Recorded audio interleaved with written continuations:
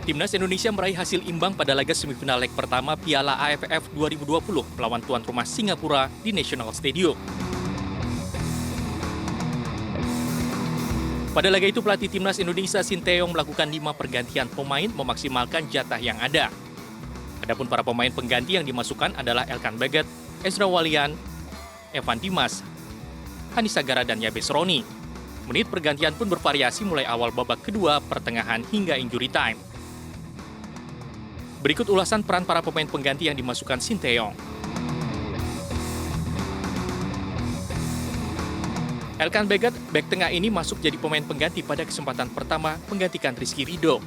Coach Shin sepertinya ingin memaksimalkan postur tubuh Elkan Baggett, terutama untuk duel bola-bola atas dan menyambut sepak pojok. Namun Elkan Baggett bermain di bawah performa terbaiknya. Ia justru beberapa kali melakukan kesalahan di garis pertahanan. Ezra Walian, ia dimasukkan Sinteyong untuk menggantikan Dedik Setiawan. Sayangnya performa penggawa Persib Bandung ini kurang optimal. Beberapa kali Ezra tidak mampu menempatkan posisi yang pas ketika serangan dilancarkan. Akibatnya Coach Shin menariknya keluar pada menit ke-79 dan digantikan dengan Hanis Sagara.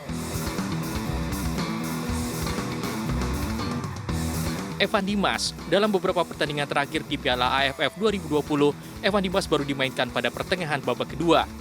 Sayangnya penggawa Bayangkara FC ini tidak mampu mengubah keadaan. Bahkan beberapa saat setelah ia masuk pada menit ke-66 menggantikan Rahmat Irianto, gawang Timnas Indonesia kebobolan. Hanis Sagara masuk pada menit ke-79 menggantikan Ezra Walian. Tidak banyak yang bisa diperbuat Hanis. Dengan menit bermain yang minim, ia terlihat tidak langsung panas. Dan yang terakhir Yabes Roni.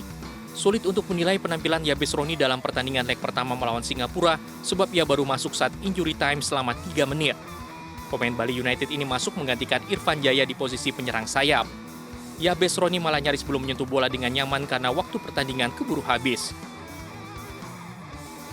Namun asa Garuda untuk menjadi juara belum habis karena masih ada leg kedua yang akan berlangsung Sabtu nanti. Tentunya para pemain yang diturunkan Sinteyong harus bisa menampilkan performa terbaik mereka.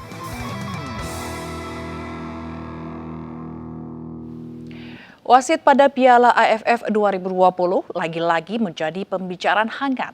Sejumlah keputusan kontroversial menghiasi kekalahan Vietnam dari Thailand di semifinal leg pertama.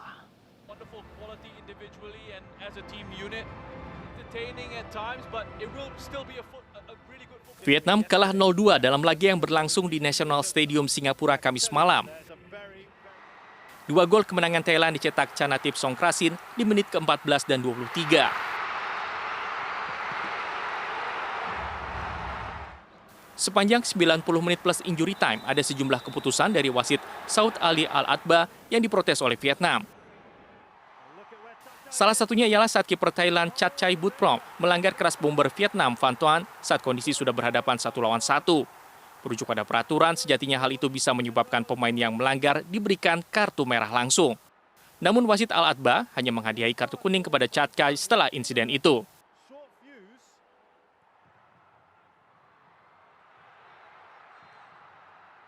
Tak hanya Vietnam yang dirugikan oleh keputusan wasit. Sebelumnya, Timnas Indonesia juga merasakan hal serupa saat menghadapi Singapura di semifinal leg pertama Rabu lalu. Indonesia bisa saja mendapat hadiah tendangan penalti karena Ricky Kambuaya dijegal bek Singapura Nazrul Nazari di garis kotak penalti Singapura. Namun wasit menilai pelanggaran berada di luar kotak sehingga hanya memberi tendangan bebas untuk Indonesia. Jika melihat tayangan ulang, memang pelanggaran berada tipis di dalam kotak penalti, namun tidak adanya teknologi VAR dalam Piala AFF membuat keputusan wasit tidak bisa direvisi. Keputusan AFF tidak memakai VAR karena minimnya perangkat pertandingan khusus serta kondisi teknis yang sulit dicapai karena masih dalam pandemi COVID-19.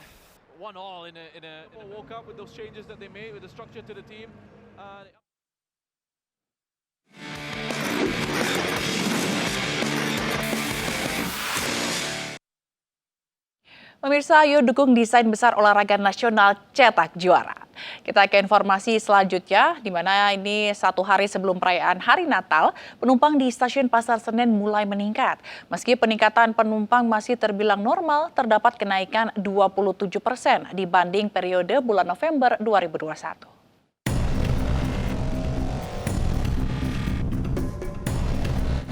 Peningkatan penumpang di stasiun yang melayani kereta jarak jauh mulai meningkat di 1 hari menjelang perayaan Hari Natal. Jumlah penumpang pada bulan ini mengalami peningkatan 27% dibanding bulan lalu. Di stasiun Senen sendiri pada Jumat 24 Desember 2021 tercatat sudah ada sekitar 7.504 penumpang yang akan melakukan perjalanan kereta api jarak jauh. Namun jumlah penumpang masih terbilang normal jika dibandingkan pada Nataru di masa normal. Aturan baru juga diberlakukan mulai hari ini hingga 2 Januari 2022. Bagi penumpang di atas 17 tahun wajib menunjukkan hasil vaksin dosis lengkap. Sedangkan penumpang umur 12 hingga 17 tahun cukup menunjukkan dosis pertama. Untuk penumpang yang akan membawa anak di bawah 12 tahun wajib menunjukkan hasil tes PCR. Sementara itu lonjakan penumpang di Bandara Soekarno-Hatta meningkat signifikan dibanding pekan sebelumnya. Tercatat sebanyak 85.000 penumpang yang melakukan perjalanan, baik domestik maupun internasional. Menjelang Nataru, sejumlah aturan penerbangan baru diberlakukan dalam upaya pencegahan lonjakan kasus COVID-19. Hal ini sesuai dengan surat edaran Satgas COVID-19 nomor 24/2021 yang berlaku 24 Desember 2021 hingga 2 Januari 2022. Untuk pelaku perjalanan internasional, setidaknya terdapat 14 tahap, mulai dari holding bay, registrasi, KKT, hingga karantina. Dari Jakarta, Tim Liputan iNews melaporkan. Menjelang Natal yang jatuh pada akhir pekan, kawasan Puncak Bogor menerapkan aturan ganjil genap untuk mengantisipasi lonjakan mobilitas. Dan berikut laporan dari reporter Bunga Cingka dan juru kamera Freddy Budiman dan Pandu Priyo Aji Laksana. Pemirsa, untuk mengantisipasi lonjakan volume kendaraan di kawasan Puncak Bogor menjelang libur Natal dan juga Tahun Baru 2022, Polres Bogor menerapkan aturan ganjil genap selama 24 jam hingga tanggal 2 Januari 2022. Adapun bagi para pelanggar aturan ganjil genap ini akan diminta untuk putar balik ke arah Jakarta. Dan selain aturan ganjil genap, para pengendara juga akan diminta untuk memperlihatkan surat vaksin melalui aplikasi Peduli Lindungi dan juga surat hasil tes antigen negatif. Selain aturan ganjil genap dan juga protokol kesehatan tadi, kawasan Puncak juga akan menerapkan sistem one way situasional. Jika memang kemacetan mengular panjang, maka petugas akan menerapkan aturan one way. Maka bagi Anda yang hendak berwisata ke arah Puncak atau ke arah Bogor, maka diharapkan tetap disiplin menerapkan protokol kesehatan. Dari Kabupaten Bogor, Bunga Cingka, Freddy Budiman, Pandu Priyo Aji Laksana, iNews melaporkan.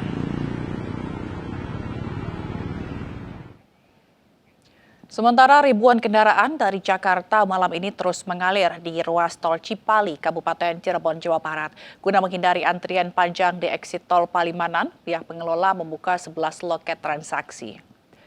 Arus kendaraan yang didominasi kendaraan pribadi terus memadati gerbang Palimanan. Sesekali terjadi antrian 10 hingga 20 kendaraan akibat lambatnya proses transaksi.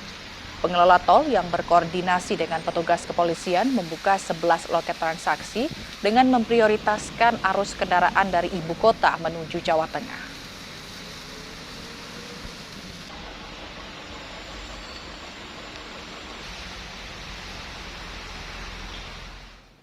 Dan guna memastikan pengendara yang masuk ke Jawa Tengah bebas dari COVID-19, petugas gabungan melakukan penyekatan kendaraan di perbatasan Jawa Tengah, Jawa Barat. Selain tes antigen, petugas juga memberikan vaksinasi COVID-19 bagi para pengendara yang belum divaksin.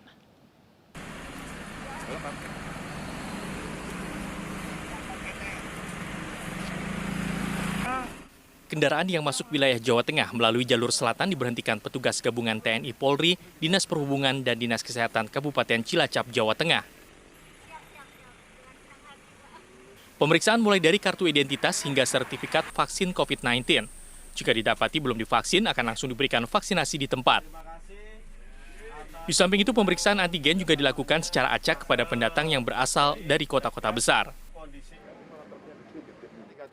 Sementara itu di jalur utara, Gubernur Jawa Tengah Ganjar Pranowo meninjau langsung pos pengamanan Natal dan penyekatan di gerbang tol Kali Kangkung. Ganjar menyampaikan apresiasi kepada para petugas yang telah menjaga Jawa Tengah tetap kondusif, baik dari gangguan keamanan dan juga COVID-19. Di beberapa checkpoint yang disiapkan oleh kepolisian, kita ambil random test. Dan alhamdulillah dari seluruh laporan random test negatif. Maka tadi saya titipkan juga beberapa yang juga akan melakukan vaksin. Di beberapa titik tadi umpama di Pemalang sekaligus gebiar vaksin begitu ya. Malah dikasih hadiah di sana. Sebelum di gerbang tol Kali Kangkung, Ganjar juga meninjau pos pengamanan dan gerai vaksin di alun-alun Pemalang dan rest area 379B Gringsing Batang. Tim Liputan iNews melaporkan. Pemirsa, Gereja Katedral membuka kapasitas hingga 40% dari kapasitas normal untuk misa Natal. Misa berdurasi 60 menit dengan protokol kesehatan yang ketat.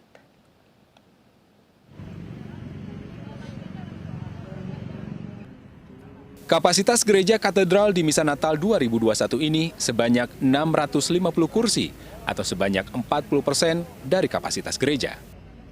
Umat yang datang adalah mereka yang terdaftar di paroki katedral dan harus dalam kondisi sehat. Misa Natal dibagi menjadi 3 sesi. Sesi pertama dilaksanakan pukul 4 sore secara daring. Sesi kedua dilaksanakan pukul setengah 6 sore secara daring dan luring. Sesi ketiga pada pukul 8 malam juga secara daring dan luring.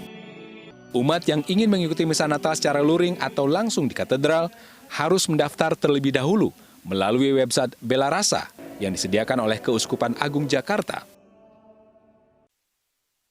Memastikan ibadah Misa Natal berjalan aman, Ketua DPR Puan Maharani bersama Panglima TNI Jenderal TNI Andika Perkasa dan Kapolri Jenderal Polisi Listio Sigit Prabowo meninjau pelaksanaan Misa Natal di Gereja Katedral Jakarta. Sesuai dengan tupoksinya, tentu saja Kapolri dan Panglima akan melakukan semua hal untuk bisa terselenggaranya atau terjaminnya pelaksanaan perayaan Natal ini secara hikmat dan aman. Tidak hanya mengamankan Misa Natal dari gangguan teror dan kriminal, TNI Polri juga dilibatkan dalam penerapan protokol kesehatan.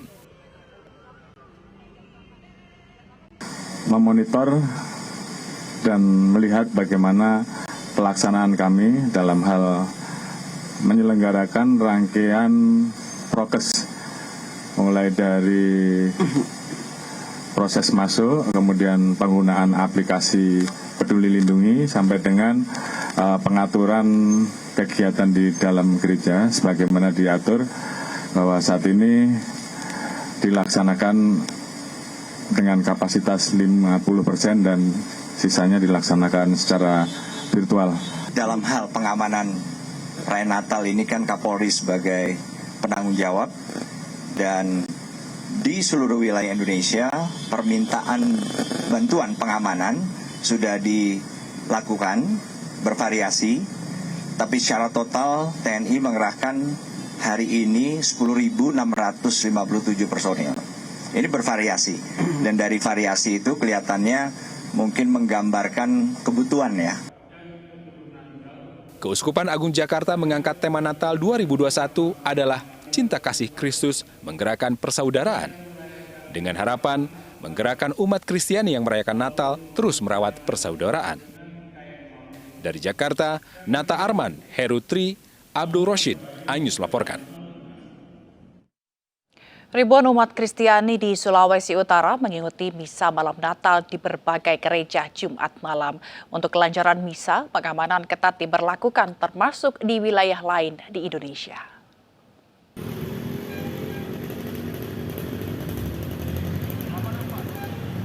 Ribuan umat Kristiani di Kota Manado, Sulawesi Utara dengan khusyuk melaksanakan misa malam Natal di berbagai gereja.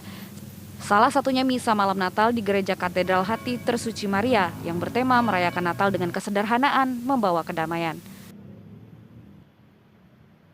Kesederhanaan kan hakikat pertama, kita berusaha agar supaya mulai dengan perasaan untuk membuat orang lain merasa damai.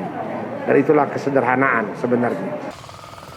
Di Surabaya, dengan mengendarai sepeda motor, Gubernur Jawa Timur Khofifah Indar Parawansa meninjau langsung kesiapan misa malam Natal di sejumlah gereja. Saya bersama Pak Pangdam, Pak Kapolda, Pak Pangko Armada 2, juga Kabinda hadir di sini untuk menyampaikan ucapan selamat Natal kepada seluruh jamaat yang ada di Gereja Katolik di sini. Dan tentu kita berharap bahwa Natal kali ini akan menjadi bagian dari dorongan penyemangat kita. Pada tahun ini, Persekutuan Gereja-Gereja Indonesia dan Konferensi Wali Gereja Indonesia menetapkan tema Natal Nasional Cinta Kasih Kristus Menggerakkan Persaudaraan yang diharapkan mampu mempererat hubungan antara masyarakat Indonesia. Tema ini selaras dengan situasi bangsa saat ini.